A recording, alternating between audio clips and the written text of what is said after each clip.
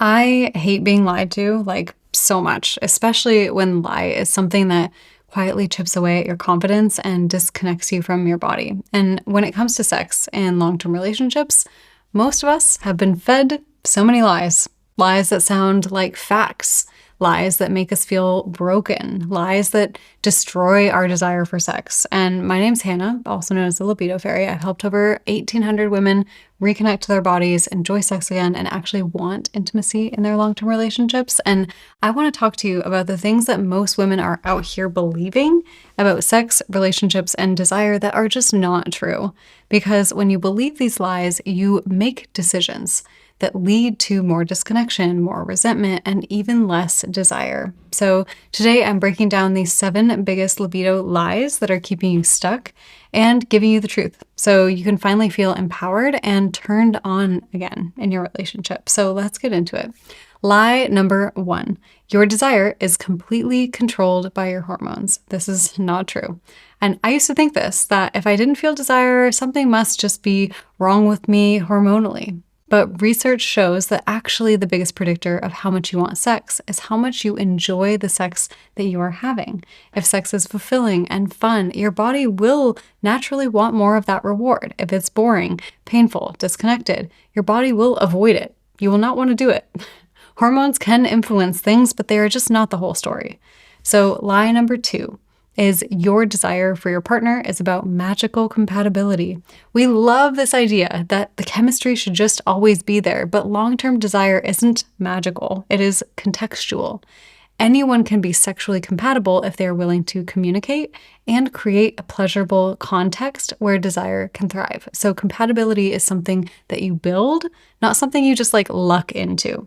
Lie number 3 is you can't change your libido. This one, I just hate this because when you start believing it, you stop trying. You just believe that you're a low libido, low sexual person.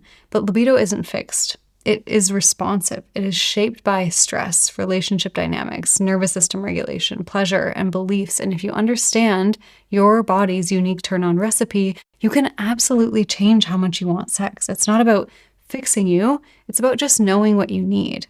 I'm going to keep going with the lies. If this is resonating so far, give the video a like and hit subscribe because it helps more women find this kind of content. And honestly, we need so much more talk like this on the internet. So let's keep going. Lie number 4, not being wet means you're not into it. So this is such a common one, and it's also not true. Natural lubrication can be affected by so many things: stress, hormones, medication, where you are in your cycle, and so much more.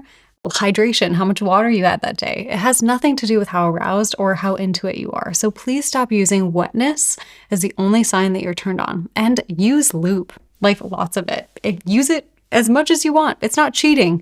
It is actually caring for your body because it will make sex more pleasurable and protect you from micro tears where bacteria can live and cause UTIs and infections. Lie number 5 is that you should just be turned on the moment that your partner initiates.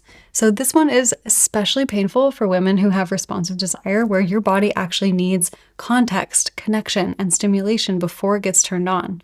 If you're waiting to feel desire before saying yes to sex or waiting to feel that before initiating, you might never get there. So try staying open instead. See how your body feels after a few minutes of cuddling or kissing or touching. For a lot of women, the desire comes after the arousal, not before. So lie number 6 is you should want sex the same amount as your partner. This one creates so much guilt and pressure, and it's just unrealistic. Almost every couple will just experience a desire mismatch at some point, and it doesn't mean that something's wrong. What matters is how you communicate and collaborate with your partner through that difference. Your worth is not based on how often you want sex.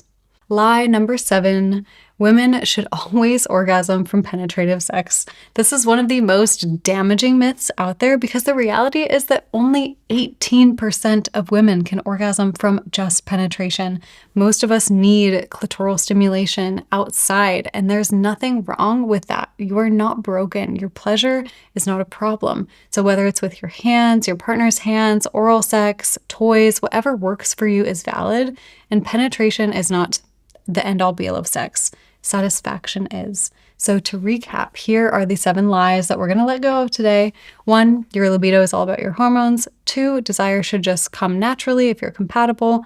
3, you can't change your sex drive. 4, not being wet means you're not into it. 5, you should just turn on instantly. 6, you should want sex as much as your partner. And 7, you should orgasm from penetration. We're just gonna delete all of those from now on. So if any of those have been running the show in your sex life, I hope this helps you to just take your power back, because you're not broken. You just haven't had education, tools, or support that actually works for you. And if now you're wondering, okay, but how do I actually start wanting sex again?